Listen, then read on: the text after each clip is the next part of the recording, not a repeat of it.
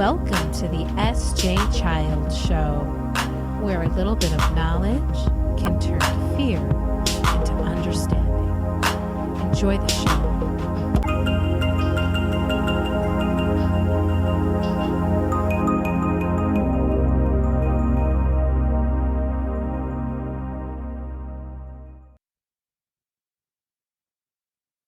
Hi, thanks for joining the SG Child Show today.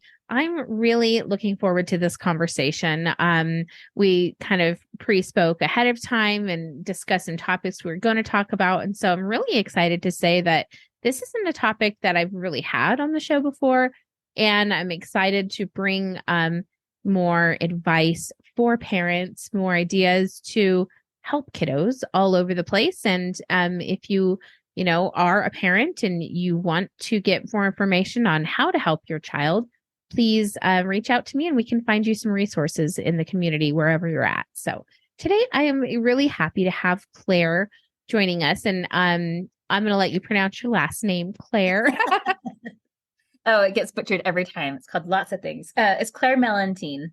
Mellenthin. Okay. It's so nice to meet you. And I know you're here in Utah. And is that correct? And we're here in the state together. What a beautiful day today too. I love fall. And in our community, I found a kind of double-edged sword of great resources that only certain families can get or you can get, and then no resources at all. And it's been this really tricky line to follow. And in that, tell us a little bit kind of about yourself, what you do, and then we can get into this great topic for today. Yeah, I'm so happy to be on the show and also to be discussing our topic today. But I am lucky that I love what I do. So I'm the director of child and adolescent services at Wasatch Family Therapy. And we have locations across the Wasatch Front as well as in Mesa, Arizona now. And yeah, we have, that access to resources like you were just talking about is something that Julie Hanks and I feel really strongly about. And so our graduate interns actually offer sliding fee scale so that we can meet the needs of the community. I love that. In much broader ways than we have before. And so that finding resources for children and families and parenting can be really tricky. I know right now there's wait lists everywhere. There's still wait lists everywhere. And so our hope was, that's our hope, was to be able to offer this as another alternative to insurance. And good. That's a really great option too, because we as a family, are on Medicaid, and oftentimes providers don't take Medicaid, or they, when you do find, luckily we have been able to find in the past for my stepdaughter sliding fee scales other places. Excuse me, but it's so hard when you are in crisis and you're put on a waiting list. Let's just be real. You need help in that moment with that child. You need help in that moment with your own sanity. And when you're always just like, it's so hard being that person, being that parent that has just recently been through that.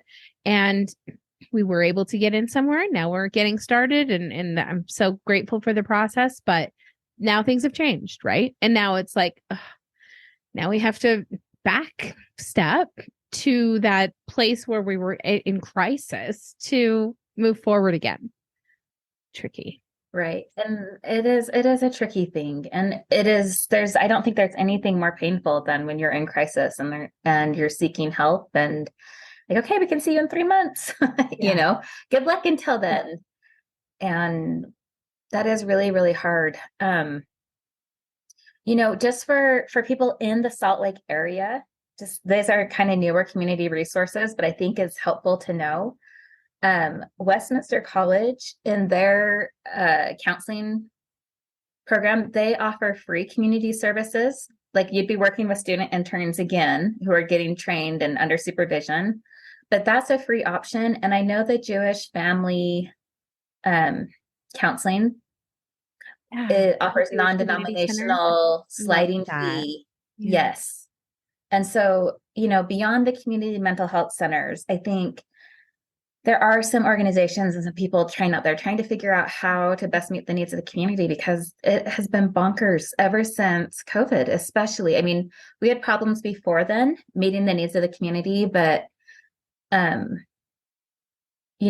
post pandemic, although let's be real that we're really not out of it, but we've had this tsunami of need across communities, across the nation. And it has been so challenging in keeping up with that and trying to, meet the needs that are out there. And I mean, first we're scared for our own health, our own family's health. Then we're challenged with how do we teach these kids at home when we never have been a teacher in our lives, and we're just in this forced arena to do so. Luckily, I had some previous experience, but it's still like every family is then ought to be the 3rd, 8th, and 12th grade teacher all of a sudden. Like, holy Right. smokes! Not to mention, what does this put our child through? What kind of mental anguish? Isolation and everything has now our child's been faced with that they have never, maybe it's been a family that hasn't had a lot of trauma and hasn't, gone through this. Well, here's your plate of trauma. Now we've all been served a dish of it, right? And we can all kind of come together in that way. But like we're going to talk about today, now coming out of that, we are seeing a huge rise in violence in our schools. And how do we then cope with feeling safe putting our kids back into school where we were afraid that they would get unhealthy, right? And then now send them somewhere where they are possibly unsafe? Like, what is it coming to? It's just like, it's scary. Yeah, it is. And I think most parents feel really similarly, where it's, school's one of the places you're supposed to feel safe and you're supposed to be taken care of, and they're supposed to be kind grown-ups, and there's all these supposed to's happening. And, we've seen this uptick in aggression and violence kind of across ages and stages. I mean, the rates of violence happening on airplanes right now is just ridiculous. And it's adults having temper tantrums. Yeah. Right. And so we have this trickle down impact on our kids and the ways that they are managing their big feelings, managing the effects of ongoing isolation and rejection and humiliation and all of these things that are kind of a breeding ground for rage. And what we're also seeing kind of across the board is kids really are about 1 to 2 years behind emotionally in their emotional development, and in their emotional maturity, and in being able to manage their world. It's interesting, this last graduating class that just happened from high school, these kids were freshmen when COVID hit. And so you have this great big time of transition anyways happening in their worlds, and then complete isolation and shutdown. And it's interesting, there are a lot of seniors who were doing great last year and, are living life. And there's so many kids who are significantly struggling. Like, I honestly, I don't know any teenager, who is thriving, who is just excelling at life and relationships and emotions. And, and that has that trickle down effect, regardless of where your child was from. But, it has made a big difference in our world, from grownups on down. I think we kind of forgot our social skills somehow along the ways. Yeah, no, we need just to revamp like some social skills, right? Programs for human nature, social skills for everyone. Yeah, it is interesting because you wouldn't, if you took an overall scope of how many years the world has evolved and existed, you wouldn't think that 2 years would, be such a significant delay or degress in so many areas, but it really, really was, and it really did. And for, the kids that were just going to school and just getting their feet kind of into the thing, well, now they have to relearn all of those things. Like you just said, the kids who are just ready to graduate.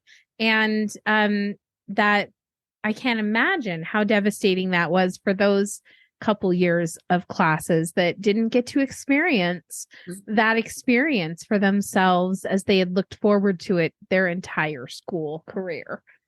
Right. Or the kindergartner who started off wearing masks to school. I mean, like those things have had an impact. And, not to tread too much into politically things, but the reality is that the access to guns and the impulsivity of adolescence is not a good combination in any community. Yeah.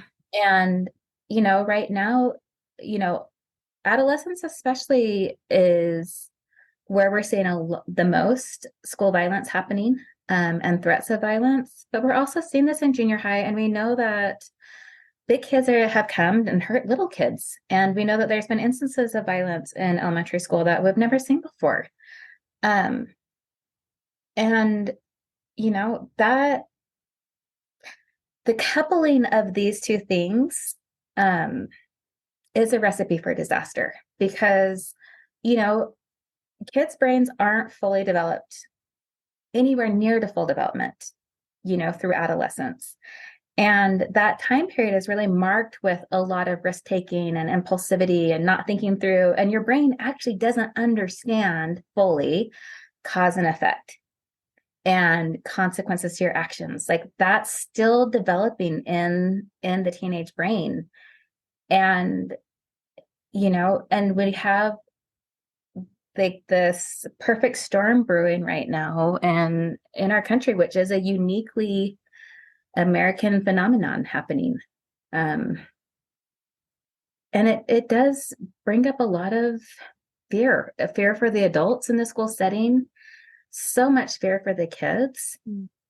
And, and I think that what we're seeing, is kind of this underlying and brewing anxiety, like across systems right now. So you maybe already are feeling the effects of COVID. You may be experiencing a lot of, the rates of long haul COVID happening in kids and the impact that has, then coupled with all these other big things, it has been kind of a firestorm.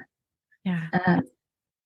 Yeah. Devastating for kids and families. And it's almost like, what kind of you have me thinking. I'm like I'm so deep in my brain right now. It's a good listening part, I promise. But I think that now I'm kind of looking at my own child and that things we're going through, and there's having her, the third child. Like there's so many changes I've made in parenting to this child, and now even in this conversation, I'm thinking, oh my gosh. Instead of this rule chart we have, I'm going to make it a mistake chart. And I'm going to make sure that she understands these things she's doing are mistakes that she's making because she doesn't understand those consequences. That is so true. And I try to find the ways to explain that to her, but I don't find that that's an easy conversation to have because at that point, a lot of times they know it all at this point too.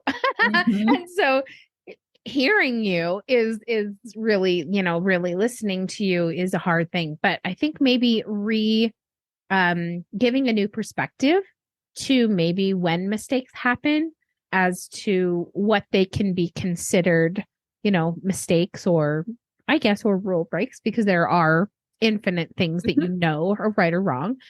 I like that though. And I'm going to build more onto that to give my daughter more, what's the word I'm looking for?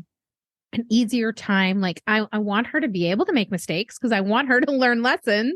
I want her to be able to learn from these things and do them in my able to help her get through these things as an adolescent, right? What can we do as parents other than that idea that I just had and like reconsidering things? But what can we do like as a simple step to just like check in? Like, how do we start to bridge that gap with our child to have this conversation? I think that that is a great question. And, I think it's the first step, I think, for parents is like we have to check in with ourselves when these moments happen and, figure out like, is my intent to punish or to teach? Right. And so if we are in a mode of, I'm going to punish you for making a mistake, which, okay, let's be honest, all of us go to that place as a parent because we're mad or we're hurt or we're frustrated. And there is parts of us that are like, I'm going to take everything. You're going to feel as bad as I am. But when we can take a step back and look at the bigger picture of like, okay, so if I actually want to teach you something, or I want to have this be a teaching opportunity or a teaching moment for both of us, then that's a totally different approach to parenting to have. And, like as you were talking, it reminded me there's like this darling children's book, which I love as an adult because it reminds me, but it's called Beautiful Oops. And it shows like there's hardly any words in it, but it shows how these mistakes can be turned into beautiful things and beautiful expressions and beautiful creations. And it's just such a great metaphor, I think, for growing up, because I mean, as a parent, I have oops all day long, right? Where I'm constantly having to come back and repair or own my part of things or, whatever the case may be. And so I think that that's the first thing of like recognizing like, what is my agenda in this as a parent? And it's going to be different from moment to moment. But I think some of the best ways of connection is not the sit down, let me look at you face to face, eyeball to eyeball. I mean, those moments can be great, but especially as your kid moves into adolescence, or they may have some sensory struggles, or they may struggle with vulnerability. You may struggle with vulnerability as a parent and having like these like intensely emotionally intimate moments. I find that going for drives in the car are such a great time to have a conversation. Finding moments like maybe kind of close to bedtime, if you can come in and like tickle their back, like rub their feet, play with the hair, like where there can be these moments of connection. And again, there doesn't have to be the face-to-face eye contact, but there is touch and connection and attunement happening. Those are the times when these teaching moments can happen. And where you can do that check-in. I love one of my clients years ago called it a peach pit moment. So, instead of like, how was your day? Because there's a good or bad answer that we're socialized to do, like I love her analogy of like the peach pit. So what was something that warm and fuzzy that happened and what was hard? What was something that brought you, well, that was really funny today? And what was something that you struggled with today? Depending on the language that you use with your kids. And each kid is going to be different. I mean, that's, I think, the challenging thing about parenting too, because as soon as you figure out how to do this with one kid, if you have more than one kid, you're like, oh, I need a completely different plan how to do it with you. Yeah. Oh, what do you mean? Even more different from you. Like, I can't even imagine my neighbor up the street with 8 kids. Like, are you kidding me? Like, you live. No, she's wonderful. And different cultures have different, and it's so great because they have their traditions that help raise those big families sometimes. And I came from an only child family. So for me, I don't even know what sibling rivalry looks like. So for me to, my kids, it's an interesting dynamic to kind of find out, oh, okay, this is the connection that's they have, or, they share. And that's really nice. And I'm so glad. But they also, have a stepsister. And so I kind of can see the dynamics in that and where all of it, can come together and fall apart all in the same way. And about every other 5 minutes. Exactly. It's an ongoing thing. It is so true. And you have to be, if you want to be, an involved, mindful parent, you really just have to be able to take those steps back. And, I don't think it's been until maybe even just this year that I'm noticing that sometimes, and this might be really good at just advice for parents in general, I don't think that I'm doing it right, so don't take it that way. But a good learning lesson. I think that now I'm to the point where because our son is profoundly autistic, and I have to be extremely patient, that it's also transferred over to when anything happens with our daughter. I am still in this extreme patient mode, and I never like lose control, but I find that the next day I am just inundated with emotions, and I am like I so calm, and I can talk about it, and we can figure all of these things out, and then the next day full of rage. And I hadn't realized until just until this last couple weeks, and I thought, oh my gosh, why am I having such a hard time today? Everything went fine yesterday. Everything was calm and moved through well and everything. But now here I am left with this like boiling pot. And, but I think it's interesting because I've probably gone over to the extreme where I'm almost closing myself off in the situation to not get upset. But then I'm not sure that teaches her in that moment what my true expression of my feelings are. So that was a lot. I know, very complex. I just discovered that. Yeah, no, I think that that's actually really good insight. And I think, because there is that balance of like, okay, like we want to keep it together, like my sisters and I, kind of laugh. We're like, channel your inner Mary, because my mom was so good at not letting us ruffle her feathers. And we tried really hard, and, but that's been also a really great example as a parent to have of like, okay, like we can manage this.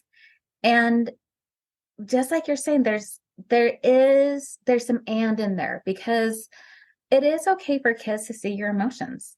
And it is okay for you to express like, I'm feeling really stressed, or I'm feeling really scared. I'm feeling really worried. I'm feeling really sad.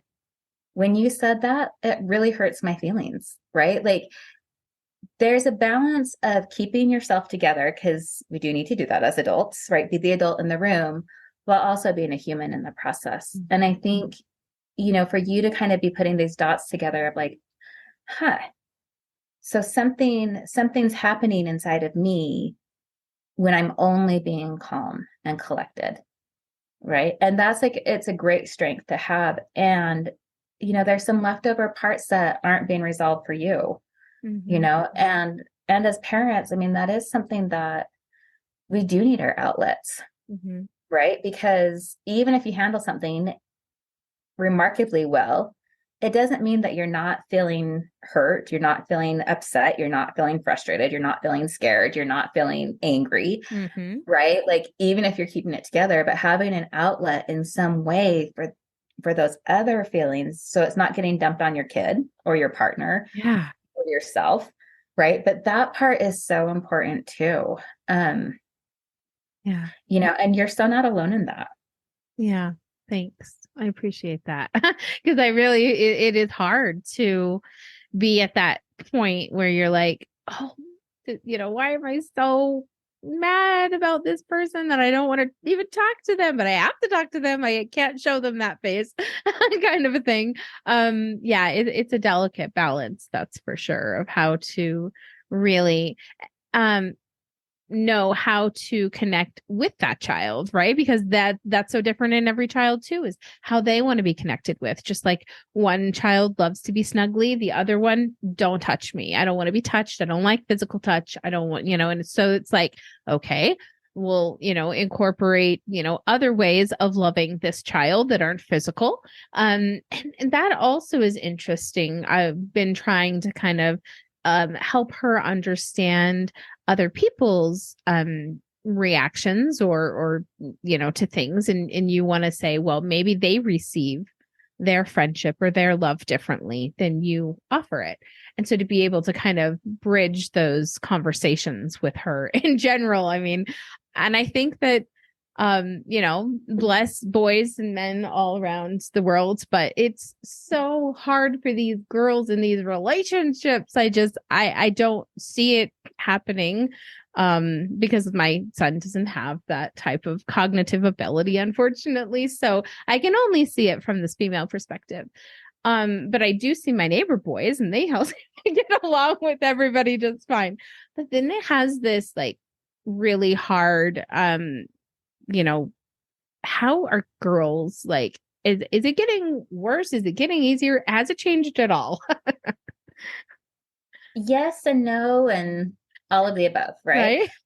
So, one of the things as a parent, by the way, which you can do is if you're still in that place where you're hurting and angry, it's okay to say, you know what? I need to take some time for me right now. I'm not ready.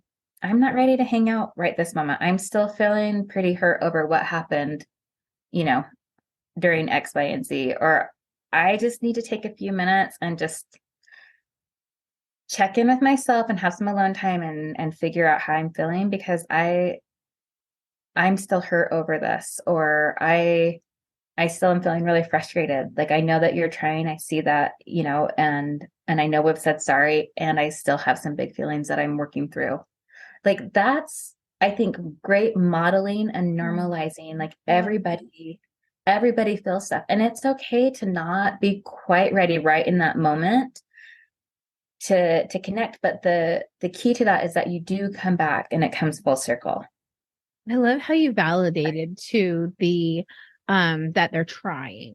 I love that you said that because I think that a lot of times parents wouldn't validate, oh, well, I love that you're trying. And I know we said sorry. Like, I love that sentence right there. Just showing them that that was the important step to take, that each relationship is going to have different boundaries that are going to need to be given with so much flexibility. And you can't learn until you get into them.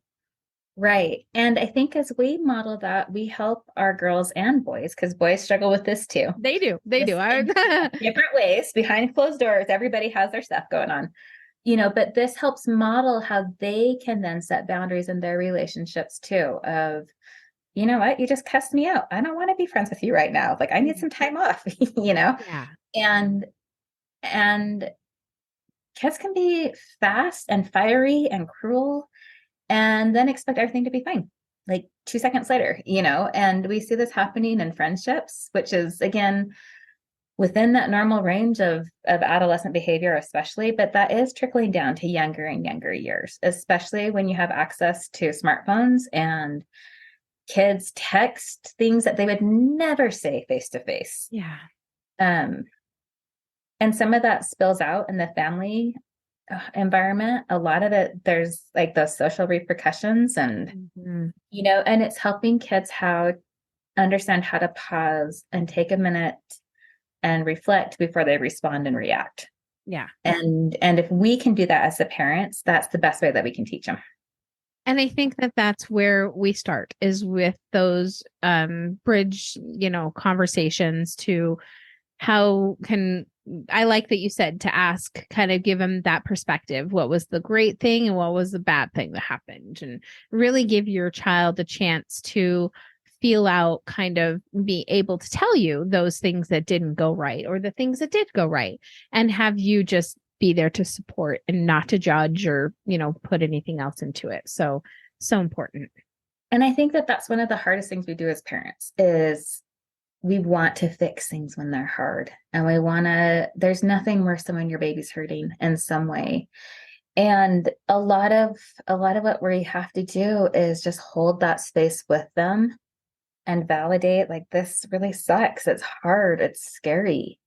Right. And kind of going back into the school situation, we want, hopefully, like, all of us are working towards building open communication with our kids. So when something scary does happen, or when they are feeling anxious or afraid, or, that they have a place where they know that they can come, like a safe landing spot, of this is really scary, mom, or this happened, or what do I do? Or this is what I saw, right? Like we want to have these open accesses of communication with our kids so that they have a place to go. Because it's so interesting. Like there's lots of things that like we can look back and be like, oh yeah, I remember having to do that as a teenager, or oh, I went through that. But the reality is this generation of kids is growing up in a world none of us have ever experienced. Right. 100%. Yep. And we can't give advice. Honestly, we literally cannot give living advice for these children because we have never lived as a 9-year-old with a smartphone and TikTok and YouTube and all of the exposure to everything that's coming at them a million times a day. Right. So it's crazy. Coupled with an active shooter plan at your school that you do once a month. And you know what I mean? It's like, Yeah. and like, it's just layer upon layer upon layer. And I think like when we take a step back, it's easy to just kind of validate and like, no wonder you feel scared and anxious. No wonder you feel so angry. No wonder you don't want to go to school. No wonder you're a prickly porcupine by the time you get back from, Yeah. like, I think that it's hard in like the moment to moment of life, to be like, none of us can be objective in our own stories. But I think when we can take a step back and reflect of like, wow, these kids are going through so much and they have gone through so much and they're going to have to continue to go through so much. Mm-hmm. And I think that that's, like I oftentimes when I'm like training therapists and,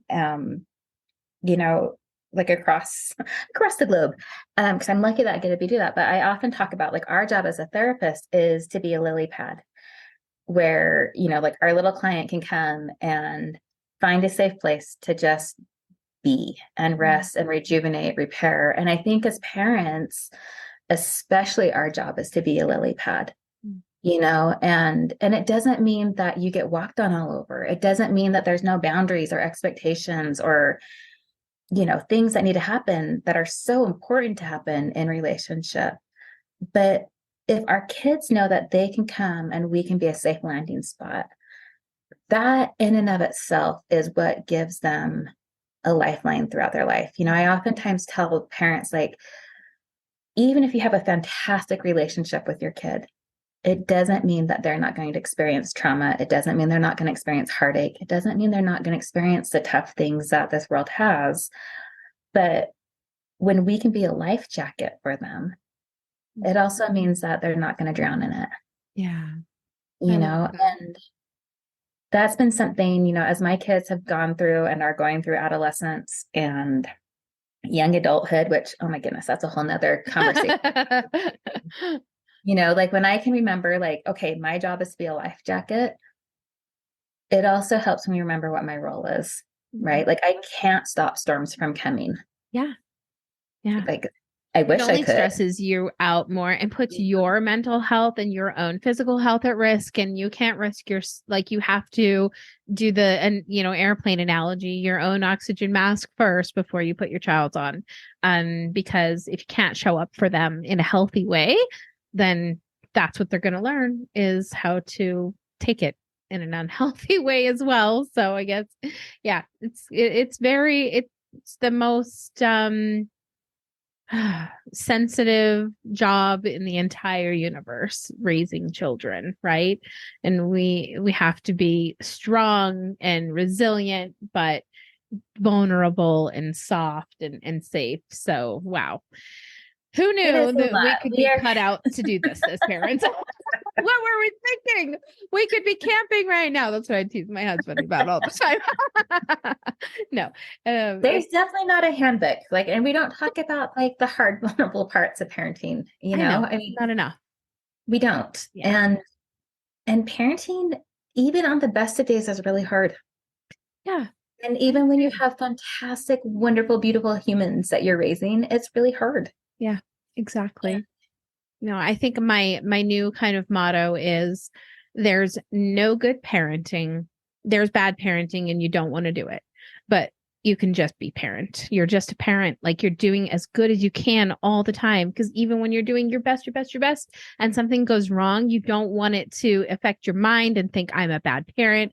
I'm not doing this right. Like you're literally doing your best. If hopefully, like, please be doing your best as much as you can be. So, yeah. Right. There's a fantastic parenting book. It's an oldie but a goodie, but it's called Parenting from the Inside Out by Daniel Siegel. And I think especially when you're in a tricky season, or you have a challenging kid or you're not sure what to do, or you find yourself kind of like your own stuff getting triggered and flooded. It is such a great book, and just kind of like some reflective journaling of like, what is actually going on here? But that is a book I recommend to every parent. Because I think that figuring out like what is mine, what is yours, what is ours, in these different ages and stages, because for every parent it's going to be different.